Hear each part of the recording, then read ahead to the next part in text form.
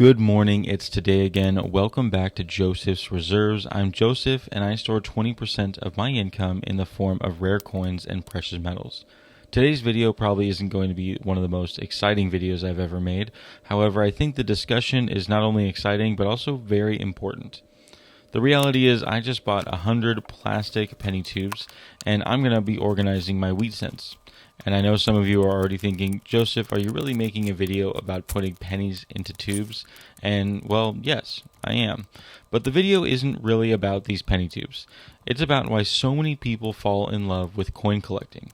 You know, if you were to ask almost anyone in this hobby of stacking precious metals, very few of them will tell you that they woke up one morning and decided to just invest in precious metals. Most stackers started much smaller than that.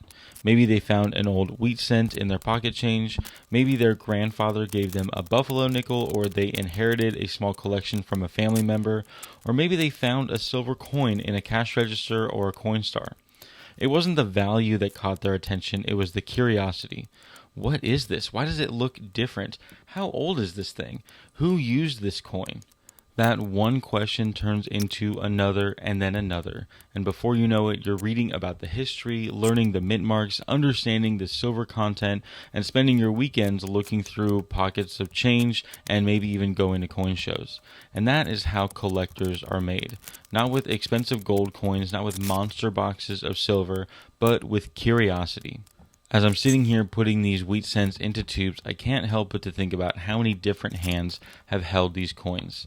Some of these pennies were spent during World War II, some circulated while Eisenhower was president, and some may have even bought a loaf of bread for just a few cents.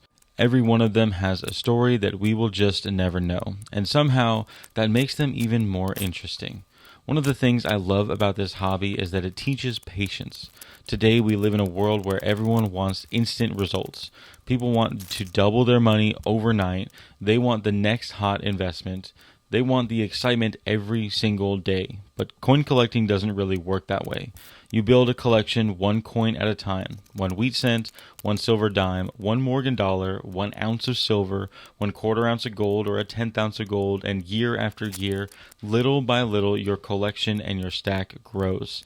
Not because you're chasing the excitement, but because you're building something.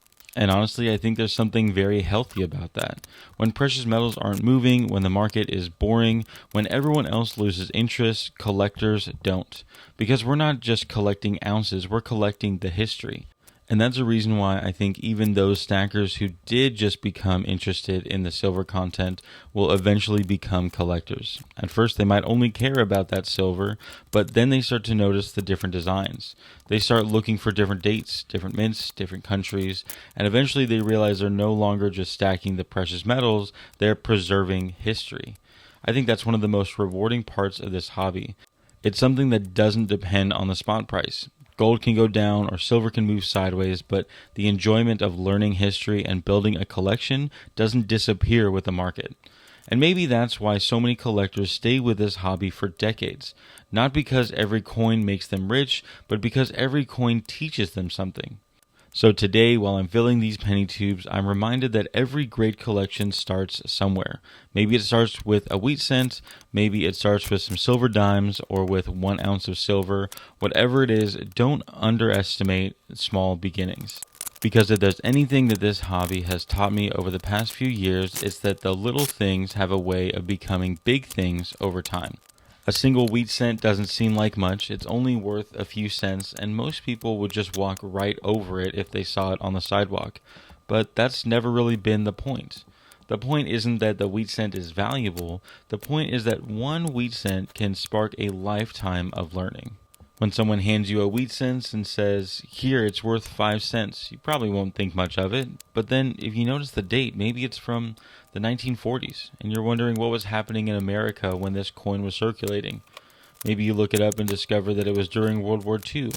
And then you learn about the 1943 pennies and how they were made out of steel because copper was needed for the war. And then you wonder why some 1943 pennies were made of bronze and how they're worth a fortune. One question leads to another, then another. And before you know it, you're learning American history without even opening a textbook. Of course, you might be looking it up online, and that's how most learning is done today anyway, but that's beside the point. That's one of the things I love about coins.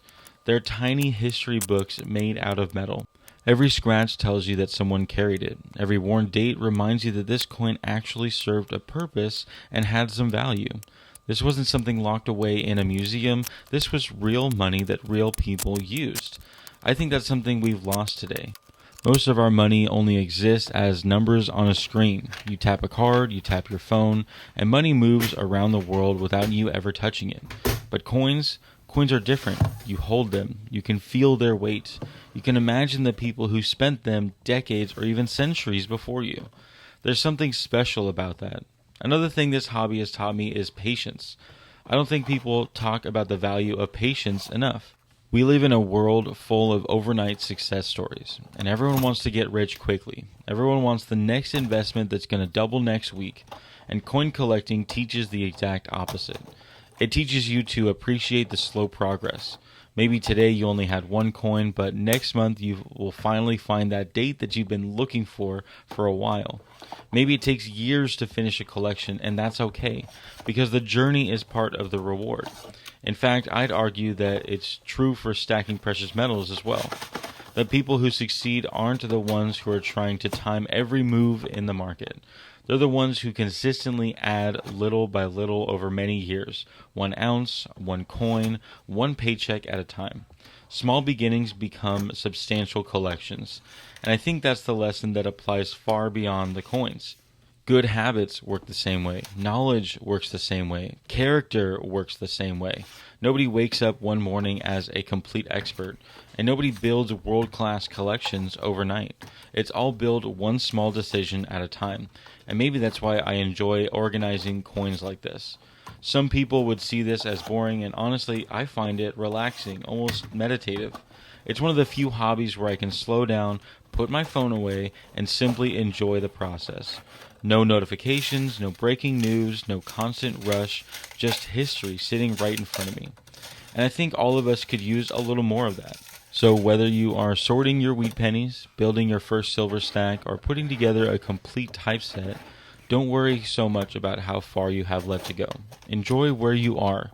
Because one day you'll look back and realize that what seemed small at the time became the foundation of something you're genuinely proud of.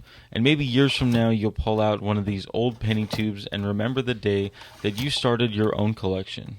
It's not just about what you're collecting, it's also about the memories you're creating along the way. And today I got caught up in the script and forgot to enter my logo sequence. So before we get to that, let me say congratulations to Matt M for being the first comment on my last video. And actually today it fits perfectly that we're ending with my logo because today is just the beginning. If you like today's video, make sure to give it a thumbs up. Go into the comment section for any questions or comments about this topic. Share the video with those you think may like it, and subscribe if you haven't already. To my long-term subscribers, thank you for your continual support. And make sure you check out josephsreserves.com for my merchandise, zip-up bags, coffee mugs, and the It's Today Again coffee. But most of all, thank you so much for watching, and just remember, every ounce adds up. So no matter how small, just keep stacking.